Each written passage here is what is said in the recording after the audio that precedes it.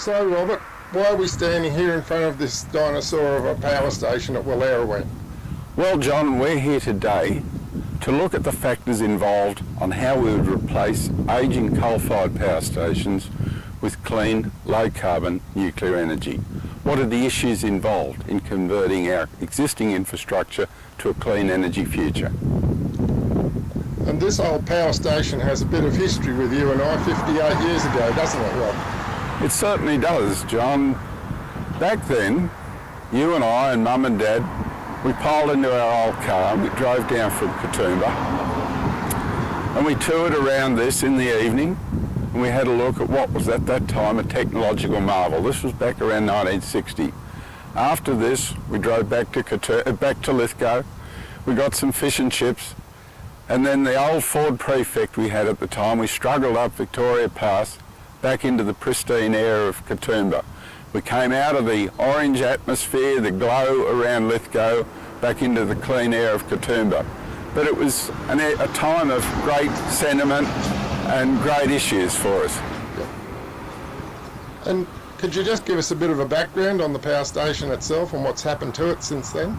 Well, this power station first started operation around 1957. At its height, it put out about 1,200 megawatts of energy. And it was the biggest coal-fired power station in New South Wales. In time, its original technology has become redundant. It was inefficient, and more modern power stations, such as Mount Piper nearby, have taken over. But notwithstanding that, it's got an area of great foundations, a lot of good grid connections, and it's an ideal site to study the issues involved for a new low-carbon future.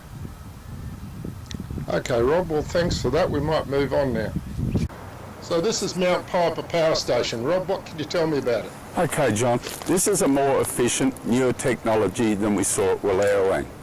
This power station started life in 1993 and it puts out 1,400 megawatts of energy. So, combined with the old Wallerawang power station at 1,200, we have a total of 2,600. This power station will probably run for a few more decades to get its useful life. But this, together with Wallerawang, is a key candidate for the replacement ultimately by nuclear power stations. So Rob, could this power station be updated? Yes, John, in 2010 the state government approved to increase its capacity by a further 2,000 megawatts, but part of that approval was that it have dry cooling as opposed to wet cooling. So if we were to use nuclear power plants here, we would also seriously have to look at the idea of dry cooling because we have limited water resources in this region. Right, Rob, this is a fantastic example of a transmission tower. What are we looking at here? Okay, John, what we're looking here is the core distribution part or transmission part of the New South Wales grid. Behind us, these conductors, we've got two 500,000 volt conductors, and they're taking power or connecting power through from the Hunter right down here to the Mount Piper complex and then heading off further down towards Marulan. And they form the backbone of reliable energy distribution within New South Wales.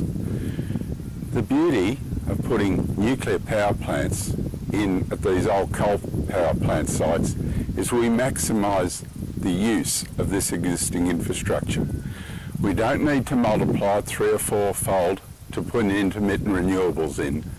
All we need to do is to replace what we've currently got at those sites, take best advantage of the sites, and then use this type of infrastructure to its maximum advantage.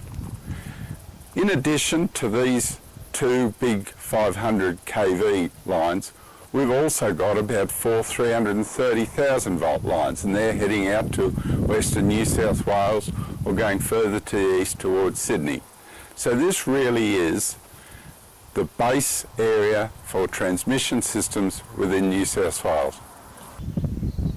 So Rob, today we're at Lake Wallace. What can you tell me about this? Okay, Lake Wallace is one of 3 bodies of water in this region that provide cooling water for Mount Piper and previously Wallerawang power stations. The others are Thompson's Creek Dam and Lake Lyell. We've got to look very carefully with thermal power stations in the future at how much water is available to cool these dams. And we may need in the future to be looking at dry cooling. So for thermal power stations, be they coal-fired or nuclear power station into the future, we need to be very careful on how much water is actually provided, because in some seasons we could use wet cooling and in other seasons we could use dry cooling. That's a hybrid system of cooling. Thank you. The next couple of images show what two 1,000 megawatt nuclear power plants could look like if constructed at the old Wallerawang site. This is to give an idea of the scale, which is similar in size to the old plant, though of course all the coal stockpiles and coal reclaimers have clearly been rehabilitated.